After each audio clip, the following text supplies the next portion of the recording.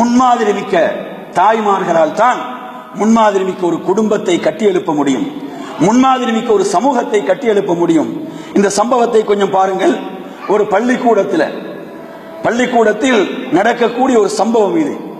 அந்த பள்ளிக்கூடத்தினுடைய ஆசிரியர் வகுப்பறையிலே இருக்கக்கூடிய தனது குழந்தைகளிடம், தனது மாணவர்களிடம் கேட்கிறார், நீங்கள் உங்களுடைய வருங்காலத்தில் நீங்கள் எப்படி வர வேண்டும் என்று விரும்புகிறீர்கள், நீங்கள் எப்படி வர வேண்டும் என்று விரும்புகிறீர்கள் என்று சொல்லி கேட்கிறார். அப்படி கேட்கின்ற போது ஒவ்வொரு குழந்தையும் சொல்கிறது, நான் டாக்டராக, இன்ஜினியராக, இப்படி வளமை போன்ற ஒவ்வொரு குழந்தையும் தங்களுடைய எதிர்பார்ப்புகளை சொல்கிறது. ஒரு குழந்தை மாத்திரம் சொல்கிறது தனது ஆசிரியரிடம், நான் ஒரு சஹாபியாக, நபித்தோழராக வர வேண்டும் என்று விரும்புகிறேன் என்று ஒரு குழந்தை சொன்னது. இதை அந்த மாணவன் சொன்னபோது ஏனைய மாணவர்கள் எல்லாம் சிரித்தார்கள். அந்த நேரத்திலே ஆசிரியர் அமைதியாக, அவருக்கு ஏதோ ஒன்று புலப்பட்டது, அந்த பிள்ளையை தனது பக்கமாக அழைத்து கேட்கிறார். பிள்ளைகள் எல்லாம், ஏனைய மாணவர்கள் சொல்கிறார்கள், டாக்டராக, இன்ஜினியராக, இப்படி உலகத்தினுடைய பதவிகளை சொல்கிறார்கள். நீங்கள் மட்டும் நான் ஒரு சஹாபியாக, நபித்தோழராக வர வேண்டும் என்று சொன்னதற்குரிய காரணம் என்ன, ஏன் அப்படி சொன்னீர்கள் அப்படி என்று கேட்கின்ற போது, சுப்ஹானல்லாஹ், அந்த பிள்ளை சொல்கிறது, எனது தாய் இரவில், நான் ஒவ்வொரு நாளும் இரவில் தூங்கச் செல்கின்ற போது எனக்கு பக்கத்திலே வந்து அமர்ந்து கொள்வார். எனது தாய் எனக்கு பக்கத்திலே வந்து அமர்ந்து கொண்டு யாராவது ஒரு நபித்தோழருடைய வரலாற்றை எனக்கு சொல்வார்கள். யாராவது ஒரு சஹாபி, ஒரு நபித்தோழருடைய வாழ்க்கை வரலாற்றை எனக்கு என்ன செய்வார்கள், சொல்வார்கள்.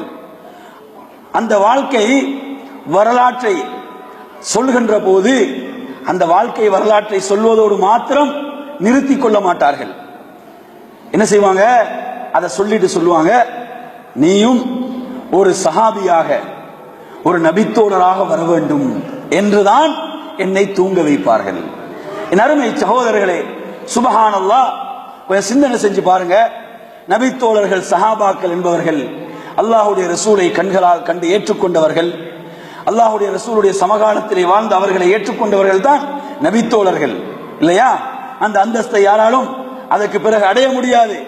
ஆனா அந்த தாய் எதை ஊற்றாங்கன்னு பாருங்க.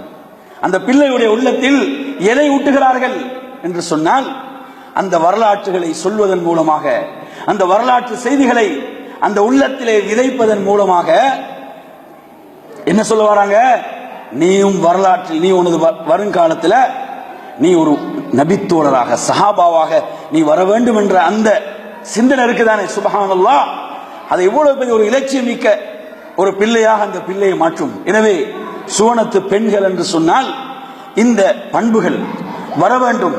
வரலாற்றிலே நான் உங்களுக்கு சொன்னேன், இந்த இஸ்லாம் நமக்கு மிக எளிதாக, எந்த தியாகமும் நான் செய்யாமல் நமக்கு இந்த தீன், இந்த மார்க்கம் கிடைத்திருக்கிறது. அதனால் நமக்கு இதனுடைய பெருமதி தெரியவில்லை. ஆனால் வரலாற்றிலே நாங்கள் பார்க்கிறோம், இதற்காக தங்களுடைய உயிரை அர்ப்பணித்தவர்கள், தங்களுடைய உயிரை கொடுத்தவர்கள் ஆண்கள் மாத்திரமல்ல, எத்தனை பெண்கள் என்பதை நாம் வரலாற்றிலே பார்க்கலாம்.